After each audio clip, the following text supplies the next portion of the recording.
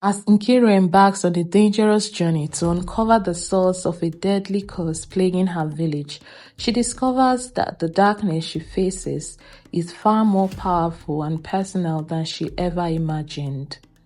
With each step, the village she loves seems to slip further into a chilling, unexplainable curse, leaving its people cold and distant. In a desperate bid to save them, Nkiru confronts a long-dead sorcerer whose vengeful spirit holds the key to the village's survival. But when the curse is broken, a new, even more terrifying force begins to rise, threatening to tear apart everything she has fought for. Will Nkiru make the ultimate sacrifice to save her people, or is this darkness far beyond anything she can control? In the small village of Mbaitoli, there lived a kind and wise healer named Nkiru. She was old but strong, with a sharp mind and gentle hands. Everyone in the village loved her because she could heal any sickness, no matter how serious it seemed. People from far and wide came to her for help, and she never turned anyone away. One day, a strange sickness began to spread across the village. It started with a few children who were complaining of stomach pains, but soon more and more villagers became ill. Their skin turned pale, and they couldn't stop coughing. Nkiru tried everything she knew to help, but nothing worked. No herbs, no potions, no prayers seemed to make them better. She grew worried, and the village began to fear that they might lose everyone. As the days passed, Nkiru could feel the weight of the illness growing stronger. She knew the sickness wasn't ordinary. It felt like something dark and powerful was at work. That night, she had a strange dream. In the dream, a man with dark eyes and a cold voice appeared to her. "You must seek the one who brought this curse upon your village," he said. "But be careful, for the price you pay to stop the sickness may be higher than you expect." When Nkiru woke up, she felt shaken. The dream was so real, and the warning had felt like a message from the spirits themselves. She knew she had to act quickly. The next morning, Nkiru gathered the village elders and shared her dream. "I believe this sickness was caused by someone with great power," she said, "but I do not know who and why. I must go on a journey to find the source of this curse." The elders were hesitant, but Nkiru, "You are our healer. We cannot lose you. Who will help us if you leave?" "Do not worry," Nkiru said calmly. "The spirits will guide you. Trust me." And so, with a heavy heart, Nkiru set off on her journey. She walked through the thick forest, past the river, and into the land beyond her village, where no one ever dared to go. The road was dark and the air was thick. As she walked, she remembered the warning from her dream. The price may be higher than you expect. Days passed and Nkiru grew tired, but she pressed on. She knew she had no choice. She had to find the cause of the sickness before it spread any further. Just when she was beginning to lose hope, she saw a small hut in the distance. The door was open, and inside sat an old woman with a crooked back and eyes that glowed like fire. "Who are you, child?" the old woman asked when Nkiru stepped into the hut. "I am Nkiru, a healer from the village of Mbaitoli. My people are dying, and I need your help," Nkiru explained. The old woman smiled faintly. "The healer, I have been expecting you." "Aha." "Expecting me?" Nkiru asked, puzzled. "How do you know about me?" The old woman laughed softly. "The spirit has whispered your name. They told me you would come." "But I don't understand. "What is causing the sickness in my village?"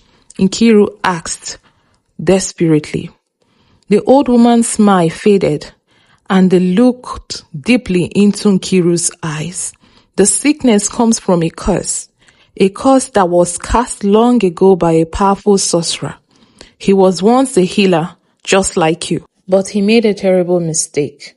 He used his magic to hurt others, and now his spirit is angry." "How do I stop it?" Nkiru asked. The old woman's eyes darkened. "To stop the curse, you must face the sorcerer's spirit.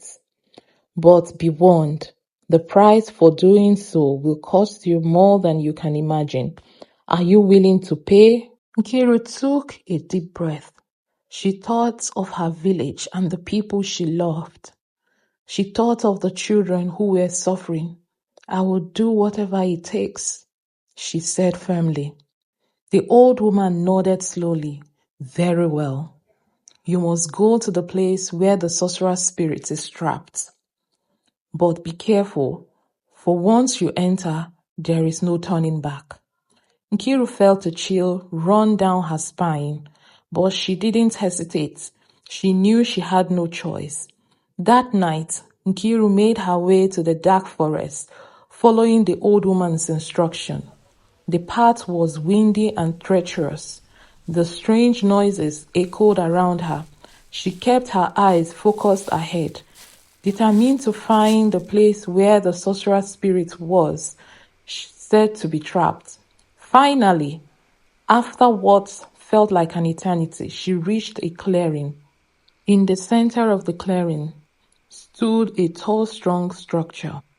It was covered in strange marking and symbols.